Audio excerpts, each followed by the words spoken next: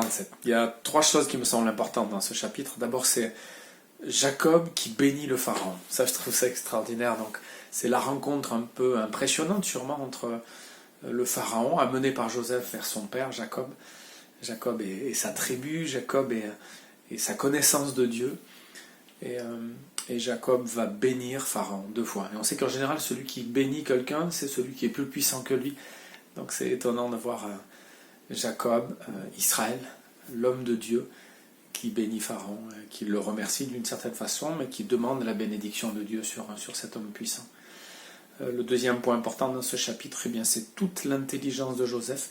La famine se poursuit, et même si Joseph, d'une certaine façon, a sauvé son pays, et puis ceux qui vivent autour de son pays, ça se complique, et il n'y a plus d'argent dans les caisses, et Joseph va décider finalement de donner du blé en contrepartie des troupeaux des Égyptiens, et puis il n'y a plus de troupeaux, en tout cas il n'y a plus de richesses, et finalement les Égyptiens vont mettre leurs terres à la disposition de Joseph et du Pharaon, et puis ils vont quand même pouvoir profiter des 4/5 de leurs terres.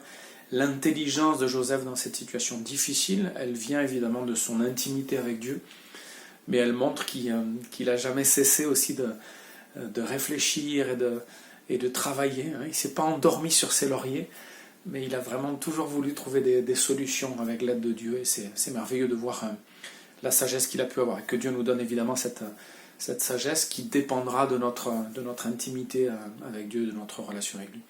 Et puis la troisième chose dans ce passage, c'est la mort de Jacob. Et juste avant de mourir, Jacob demande vraiment à Joseph, s'il te plaît, promets-moi que tu ne m'enterreras pas en Égypte, mais que tu amèneras mon corps dans le pays de mes pères. Il y a cette idée forte, Jacob a accepté de venir en Égypte, poussé par Dieu, en tout cas rassuré par Dieu dans une vision, mais il veut que son corps soit enterré dans le pays promis, le pays de ses ancêtres. Et Joseph va rassurer son père, qui va se prosterner sur son lit. C'est une expression certainement pour dire voilà, qu'il est prêt à mourir. Une fois que Joseph l'a rassuré sur cette chose importante, eh bien Jacob est prêt à mourir. Cet homme de Dieu meurt en Égypte, mais il sera enterré dans le pays promis.